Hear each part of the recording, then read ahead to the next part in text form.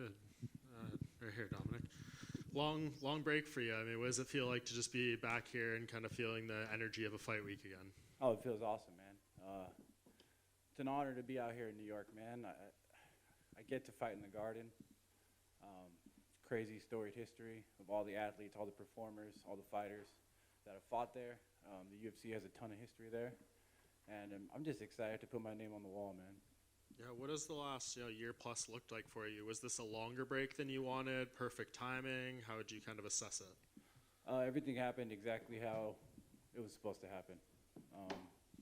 Real happy with the amount of time off. Yeah, it's all good. Yeah, I know we don't have to tell you, the story of your own career or anything like that, but what have you kind of taken away from the recent fights, and just where do you feel you're at in terms of skills and mentally going into this fight? Skill-wise, I'm Dom 2.0. My defense is heavily upgraded. My offense is even better than before. Yeah, I think my timing and my speed is faster than I've ever been, but my defense is heavily upgraded. And you see people when they kind of read into this fight, they're like, hey, like maybe this is a perfect step back for Dom, a way to regain his confidence, get back on track. But I saw you tweeting, being like, hey, why am I on the prelims? And like a little bit of frustration there. Do you like this fight? Do you like the spot that you're at, or do you feel like maybe you deserve something different? I mean, as a fighter, we always want to be, the top guy, But it is what it is, man. I've been spending my time in Connecticut with Glover Teixeira. He helped me a lot with, living in the now and, just living right now and appreciating everything you have. Nothing's guaranteed. So no matter what, for 15 minutes or less, it's my show. So it doesn't matter. And with training with Glover, does that complicate things a little bit, knowing that he's fighting for the title next month? Or do you feel like once you get back on track, win whatever fights you need, he'll probably be retired by then and it won't be an issue? Yeah, that seems to be kind of the feel. But me and Glover are great friends, man. I'll never fight Glover. And whatever happens, we're not going to fight. So I'm just excited to be around the guy. Yeah, and last thing for me, seeing Yuri holding the belt now and looking back on your fight, like, does it make you feel better about that loss and knowing that you aren't all that far off considering all the moments that you did have in that fight? I mean, yeah. I mean, it was that fight was razor thin. That was a razor thin fight. I mean, you could look at it and say, I got knocked out or whatever I did, but I also knocked him out at one point. That fight was a great fight. I only put on great fights. My last fight was fight of the night. Then the fight before that was not so great, but it was still a good fight. I went down swinging. You know what I mean? Like, I put on great fights no matter what, and I intend on doing it again on Saturday. Dom, right here, straight ahead. Oh, you can go. Thanks, Jose. What do you think of this matchup with Ryan Spann? Can you just kind of talk me through what you're expecting to see out of him? Ryan Spann, he's a very tough guy. He's on the up and comer. He's got a lot of momentum in his direction right now. He wants everything I have. Bottom line, he's number 11 or 12, and I'm number 6 or 7. I'm number 7. Sorry, whoever's number 6. But yeah, like, this is his opportunity again to try to come up and get into the top echelon. But he's still not that guy. And then obviously the journey back to a title shot begins on Saturday. But what do you kind of see the path as? Like, when you look at your recent losses, all 3 of those guys held the title. So do you feel like maybe, sure, you're coming off a 3-fight skid, but like a couple more, you're right back where you should be? Well, absolutely. I'm number 7 still, right? So a couple more, and we'll see what happens. But bottom line, I got to take care of Spann on Saturday. Literally, that's literally the only thing I've been thinking about. Like, people ask me all the time, well, what's next? I'm like, how could I say what's next? I don't know what's going to happen on this one. I feel I know what's going to happen. I feel prepared and ready to go, but you don't know what's going to happen. There's so many variables in this sport. So for me, take out Spann and then go from there. Obviously, in the lead up to your last few fights during media days and interviews and stuff, a lot was brought up of like your analytical mind and your college and everything. When the UFC shows highlights of Ryan, it's usually like big punches, these knockouts, and this power. But if you look at his record, it's a lot of submission wins. Do you think we're not talking about or looking enough at his submission skills? his submission skill. Yeah, that's for me. That's his biggest threat is that submission, that choke that he does. Um, yeah, he's a puncher to a degree. You know, he's a good fighter. He's a great fighter. You know, he's in the UFC. He's skilled, and he's on his way up. But I wouldn't say his striking ability is his number one asset. Like you said, I would say his submission ability is his number one asset. And you talked with your work with Glover and like your conversation with him. Did he give you any advice on just like there was a point in time when he had lost like a couple in a row, and then he built his way back up to winning the title, and it was that big moment in Abu Dhabi. Did he give you any words of advice on just that, like building yourself back Oh, up? a bunch of them, man. Like I spent his entire birthday with him. We were hanging out all day long, you know, and we talked about life, you know, before, after, during, you know, and it all comes down at the end of the day, man. It's about what's happening right now, and how you feel about yourself, and how you're portraying yourself to the world, you know. And as long as you're being true to yourself, that's really all that matters. And that's where I am, man. I'm happy. I'm fighting for me, you know. I'm not worried about my answers to you guys anymore. I'm just saying what's on my heart, you know. Were you worried about your answers to us? At one point, I was, you know. You know, I want everybody to like me. You know, I want to be the guy. Blah blah blah blah. You know, but it doesn't matter. Like, what matters is the performances in the octagon, and you know how I treat my family, how I treat my friends and my fans, and that's it. Then unrelated to your fight, but I've been asking everyone this at Media Day. This is going to be Frank Edgar's last fight in his MMA career. So were you a fan of his coming up? Do you have any memories with Frank out there watching or just being around him? Yeah, Frankie's been in some awesome, amazing wars. The Gray Maynard fights that was crazy. You know, Frankie's the man. I really got nothing to say other than he's the man. And every time he fights, he puts on a show, and it's awesome. And obviously, since you've been training with Glover, you've been training with Alex Pereira a bit. Do you have any thoughts on how he probably? I assume you're going to side with him, but how do you think he gets it done against Israel? Imagine I didn't. Yeah, he's going to win. I don't know how he's going to win. It's probably going to be a knockout, to be honest. He's a monster. What was camp like with Glover and Alex? It was fun. It's fun, you know, working with the highest level guys. You know, Glover's former champion. I'm a former champion. And then you got Alex, who's what, 5, 6, 7-time kickboxing world champion, multiple divisions. And then working with Thurman as well, you know, black belt in jiu-jitsu, very quick, very strong. I mean, it was super fun camp. It's one of those things where we're all such professionals that we can know how to work to that line, right? You work to that line, but you don't hurt each other. Obviously, we're teammates. We got to take care of each other. We got to make it to the fight. But we work to that point, like right before that line of, hey, you guys got to slow down. But it was just a lot of fun, man. Every day, it was really good being out of my comfort zone. I never trained out of California, and then going out to Connecticut and training with those guys, and really like, I'm the new guy, you know. I took a step back, you know. It's Alex is fighting for the title. It's Glover's gym, you know. And it was kind of cool, like being a student again. And yeah, man, I'm ready to go. Do you feel that added something new, something different to you?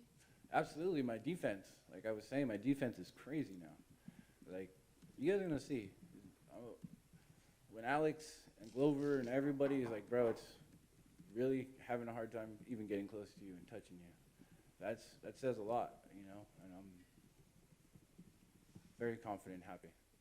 And with working with Glover, how do you think he does against his rematch with Yuri? He just got to finish the job. You know, he was already there. He just got 20 more seconds, and then we got the belt back. Yeah, I think Glover's going to do great. He's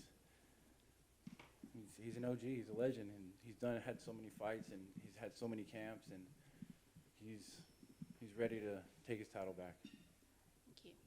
Dominick over here. So obviously you're a California guy, like you mentioned, but you do have ties to the East Coast. You went to Stony Brook and everything. So, you know, how has it been kind of readjusting to East Coast life? Well, initially, you know, the time change gets you. You know, you're grappling and going through hard practices, and you're dealing with a time change. It's not that fun. But it's been great, man. It's been refreshing. That's the word I would put on it. It's been refreshing, you know.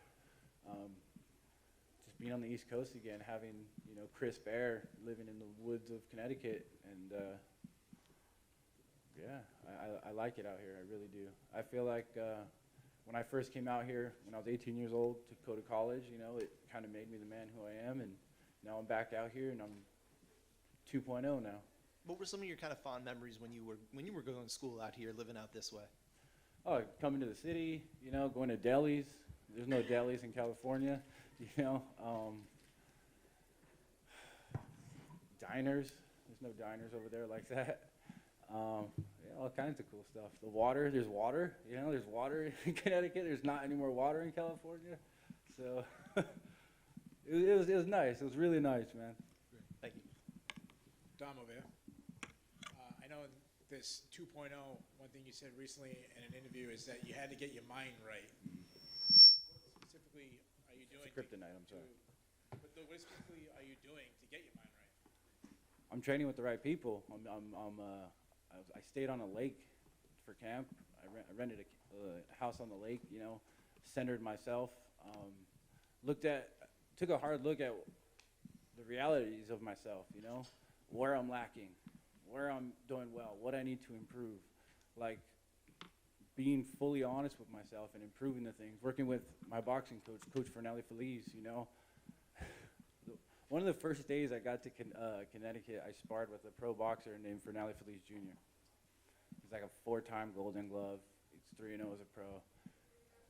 I hit him maybe like twice. I was like, man, this is crazy. I suck, dude. And by the end of camp, I was beating him in rounds, you know. So, like, I had to go all the way down to the bottom and restart again. And it felt good to see that the development and the growth, you know what I mean? And coming into this fight, like, I'm peaking, and I'm excited about what's going to happen. Hey, Dom, over here.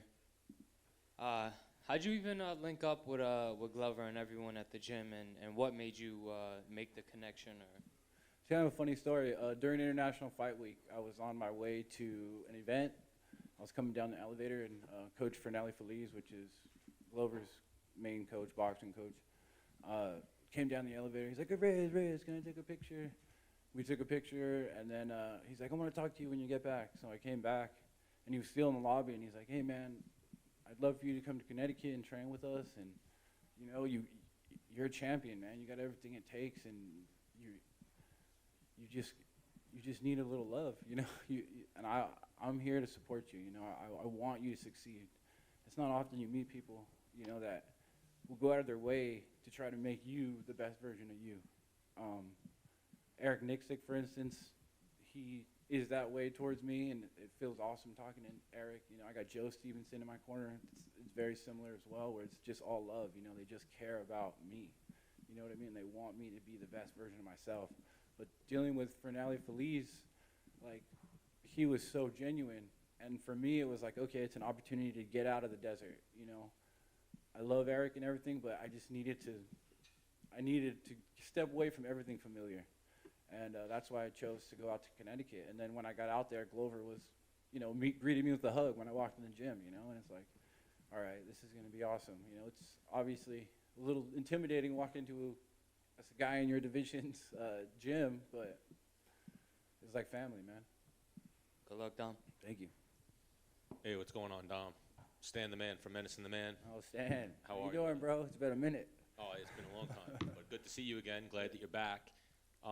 So you're back in New York. Have you ever wanted to fight in New York? Was this like a bucket list thing for you? Absolutely. The Garden's on the bucket list.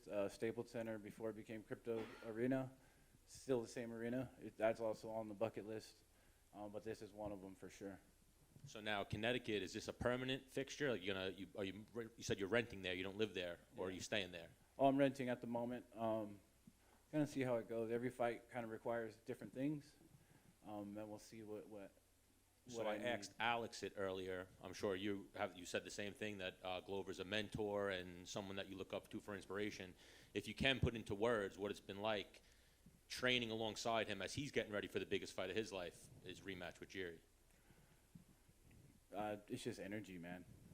It's all energy. Like, we all just feed off each other's energy. We walk in the gym, we all say good morning to each other, you know, and then we just go. And then after practice, we're just hanging out, talking, you know. it's one of those things where we don't get too serious about it. You know, it's like we keep it light and we have fun with it. Because if you start focusing too much on it, then the gym just starts getting like tense and rigid. So we just keep it light. Being next to Glover is like, I don't know, man. Coming up in the game, I never thought I would have a mentor like Glover Teixeira in my corner. I mean, he's not in my corner for this fight, but he's in my corner. You know? Yeah, the vibe I'm getting is he's a very good coach. Yeah, he is. That I guess a lot of people don't realize yet. Well, and he understands that everybody needs different things. You know, like when he was helping me for this fight, he's sparring me differently than when he's helping Alex for his fight. And then when I'm working with him, I'm trying to be Jerry because I know what Jerry's like. You know, and it's genuine. It's genuine. I think that's the word. It's genuine. So final one for me, Dom. This has been years in the making. Winter Menace and the Man partying with Dominick Reyes. Is it happening this Saturday after you get the win? It's happening this Saturday after the win, bro, for sure. Sounds like a plan. Good luck on Saturday. Thank you. Dom in the back here. This is your last one. All right. I had a few questions. Next question. So, John Jones' last fight was 3 years ago. Next question. It was. All right, go. I'm just messing with you. Go. John Jones' last fight was 3 years ago, and it was you. Obviously, you think you won that fight. He's, moving up to heavyweight. Is that a fight you ever want to get back? I mean, yeah. I mean, I've always wanted to fight John again. That was the whole thing, the rematch him. It just didn't happen, you know. He said, I'm too dangerous, and it costs a lot of money to fight me the second time, so he decided to give his belt. Like, that's it. And this is the first time in your UFC career that you're fighting someone with more experience in the promotion. You have more fights than Ryan Spann. You were touted as one of the best prospects in division for so long. Do you feel like you've made that pivot from a prospect to a veteran? Yeah, I mean, 2 title fights in a row, fighting 4 champions in a row. I would say I'm a veteran, for sure. Last one. You obviously started your career out undefeated until that title fight. Since then, 3 losses in a row. Are you in a different headspace since, being that undefeated prospect with that bravado? You had that attitude. You came into that title fight feeling on top of the world. Since then, do you feel like you've changed your headspace? No. I still think I'm the best in the world. I'm still going to show up and show out. I mean, it's all about being under the bright lights, man. My whole thing is under those lights with the crowd. There's nothing better in the world. Once that cage door locks, I'm like, now you can't leave, It's me and you, and I'm walking away. Same exact mentality. Thanks, Tom.